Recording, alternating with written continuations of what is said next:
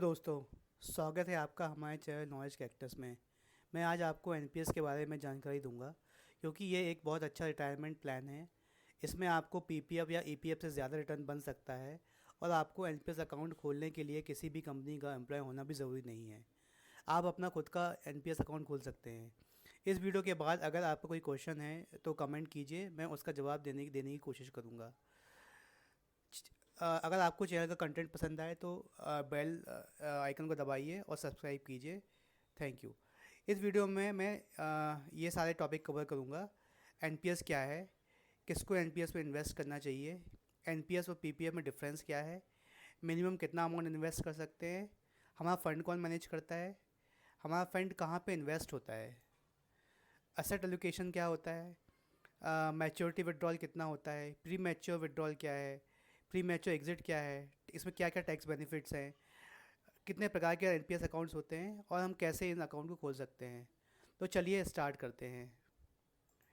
सो दोस्तों, जैसा ही कहा मैंने कहा कि एनपीएस एक नेशनल पेंशन स्कीम है जो गवर्नमेंट ऑफ इंडिया ने 2004 में लॉन्च की थी और जो केवल गवर्नमेंट एम्प्लॉयज़ के लिए थी। उसके बाद 2009 में 200 आरडीए ने एक्वायर किया और ये सभी के लिए खोल दिया गया। अब किसको इस एनपीएस में इन्वेस्ट करना चाहिए? तो एज एलिजिबिलिटी इसकी है 18 से 65 ईयर। तो जो भी व्यक्ति जो 18 से 65 ईयर के बीच में हैं वो इसका लाभ ले सकते हैं। ये फुली टैक्स एग्जेम्प्ट है।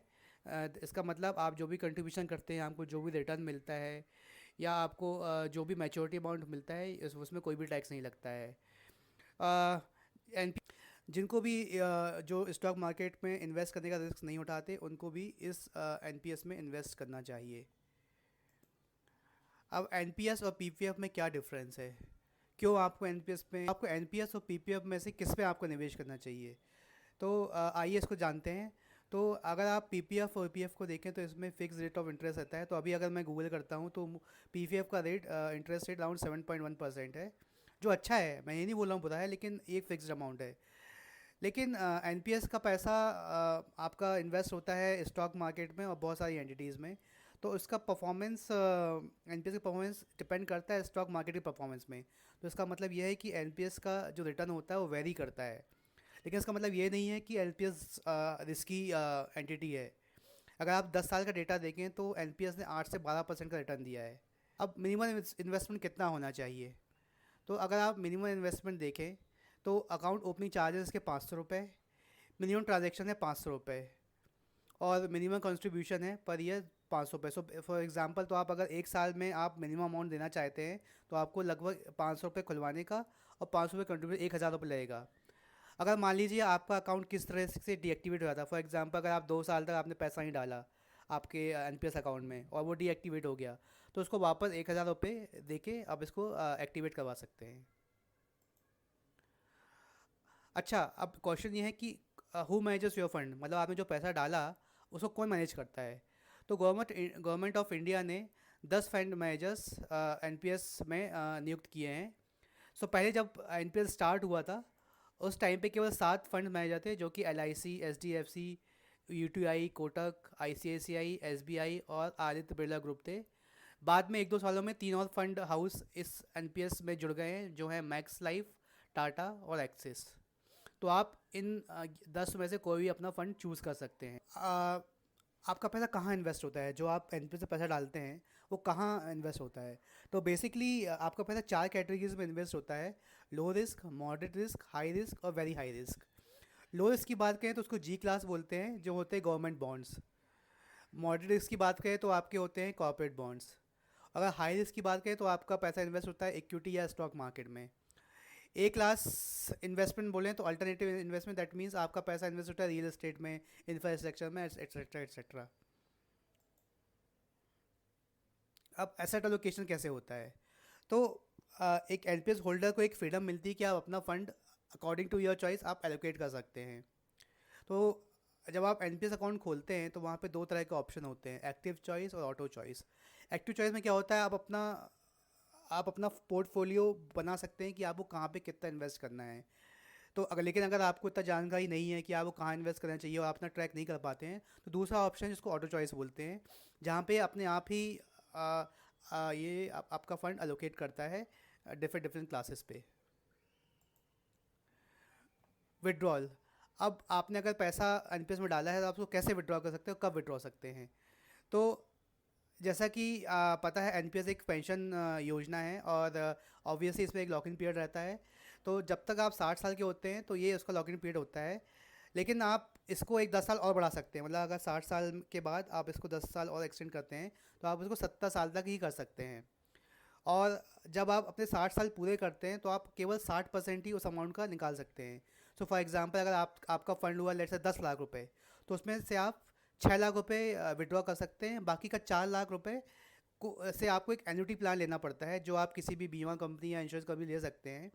उसके बदले में वो आपको मंथली फिक्स्ड पेंशन देगा, एक एक सेट अमाउंट देगा जो आपके मैनुअली सॉरी आपके जो मंथली एक्सपेंस उसमें काम आएगा।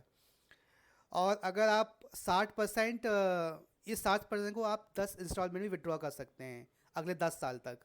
तो फॉर एग्जांपल आपका जैसे लेट से 6 लाख रुपए आपका फ़ंड बनता है, तो आपको 60-60 हज़ार रुपये करके आप उसको 10 बार निकाल सकते हैं 10 साल के पीरियड में। मैच्योर विड्रॉल, तो प्री मैच्योर विड्रॉल भी ऑफ कोर्स होता होगा क्योंकि लाइफ है, आपको बहुत सारे कुछ प्रॉब्लम्स आते हैं जहाँ पे आपको फंड्स की ज़रूरत पड़ सकती है। तो सो दे आर उसकी भी लेकिन कुछ शर्तें हैं, जैसे कि आप अपना अगर आपको विड्रॉ करना है तो आपको कम से कम 3 साल का रेगुलर इन्वेस्टमेंट रहना चाहिए। आप अ, अपने विड्रॉल का 25% आप अपने कंट्रीब्यूशन का 25% तक आप निकाल सकते हैं। इसका मतलब ये है, तो कभी कभी क्या होता है कि एनपीएस में आप भी कंट्रीब्यूट करते हैं, आपका एम्प्लॉय भी कंट्रीब्यूट करता है। तो जो आपका कंट्रीब्यूशन होता है आप उसमें से 25% निकाल सकते हैं। सो फॉर एग्जांपल समझ लीजिए आपके एनपीएस में अगर 10 लाख रुपए सेव है, जिसमें 4 लाख रुपए आपके एम्प्लॉयर का कंट्रीब्यूशन है, 6 लाख आपका कंट्रीब्यूशन है। तो 6 लाख का 1.5 लाख 25% 1.5 लाख आप निकाल सकते हैं। लेकिन आप जो एम्प्लॉय कंट्रीब्यूशन उसको आप हार्ड टच नहीं कर सकते हैं। और आप इस तरह के विड्रॉल 3 साल तक और आप ऐसे 3 विड्रॉ कर सकते हैं 5 साल के गैप में। फॉर एग्जांपल अगर आज 25% निकाला अपने कंट्रीब्यूशन का, आप अगला 25% आज से 5 साल बाद जैसे कि 2029 में निकालेंगे। और ये विड्रॉल आप ऐसे ही निकाल सकते हैं, आपके लिए पास उसके लिए कोई रीज़न, वैलिड रीज़न होना चाहिए। जैसे कि कुछ सीरियस इलनेस है आपके फैमिली में किसी को, या आपको अपना चाइल्ड एजुकेशन लेना है, उसका मैरिज है, आपको कोई घर लेना है या बिल्ड करना है, बाय करना है, तो ये सब रीज़न आपको प्रोवाइड करने रहते हैं। नहीं, अब सबसे इम्पॉर्टेंट चीज़ जो आई थिंक बहुत लोग पूछते हैं कि इसका टैक्स बेनिफिट क्या है, तो ये एग्जाम कैटेगरी में आता है। इसका मतलब यह है कि आप जो कंट्रीब्यूशन करते हैं वो भी टैक्स फ्री रहता है, आप जो रिटर्न करते हैं वो भी टैक्स फ्री रहता है, और जो विड्रॉल करते हैं वो भी टैक्स फ्री रहता है। लेकिन इसमें एक कैच है, जब आप 60 साल के होते हैं आप अपना 60% अमाउंट विड्रॉ कर लेते हैं, जो बचा हुआ 40% रहता है जिससे आप एन्युटी लेते हैं। मतलब आप किसी इंश्योरेंस कंपनी का एन्युटी लेते हैं और वो जो आपको मंथली इंटरेस्ट देता है, मंथली इनकम देता है, वो इनकम आपकी टैक्सेबल रहती है। तो अभी तक हमने जितनी बातें की ये टीयर 1 अकाउंट के लिए की थी। तो अब हम टीयर 2 अकाउंट के बारे में बात करते हैं।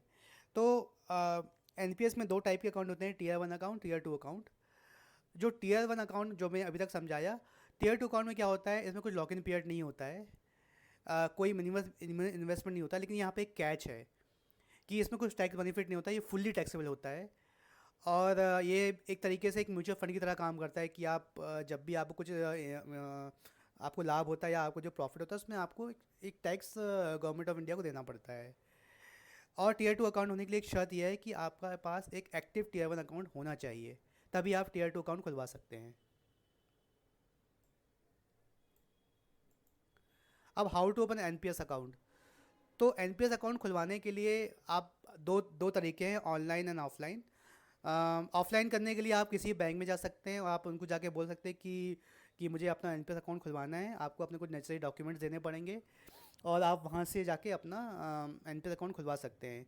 आप जैसे ही एनपीएस अकाउंट खुलवाते हैं उसमें आपको एक प्रान मिलता है, प्रान नहीं, एक प्रैन मिलता है, उसको बोलते हैं परमानेंट रिटायरमेंट अकाउंट नंबर। ये एक पैन नंबर की तरह होता है जो आपके यूएन नंबर से ही जैसा ही होता है, और इस आपका पूरा कंट्रीब्यूशन इसी पैन नंबर से ही मैप रहता है। अगर आप ऑनलाइन भी खोल सकते हैं, अगर आप डिजिटल इंडिया को सपोर्ट करते हैं तो आप इसको ऑनलाइन भी खोल सकते हैं। आप एनपीएस की वेबसाइट में जा सकते हैं, लिंक मैंने डिस्क्रिप्शन में दे रखा है। लेकिन इसके लिए आपका मोबाइल नंबर आधार कार्ड में रजिस्टर होना चाहिए, क्योंकि ओटीपी आता है जब आप इसका अकाउंट खोलते हैं। तो दोस्तों, अगर आपको इस वीडियो से थोड़ा जानकारी मिली हो और आपको इसका कंटेंट पसंद आया हो तो प्लीज़ इस वीडियो को शेयर और लाइक कीजिए, और प्लीज़ मेरा चैनल सब्सक्राइब कीजिए। Thank you.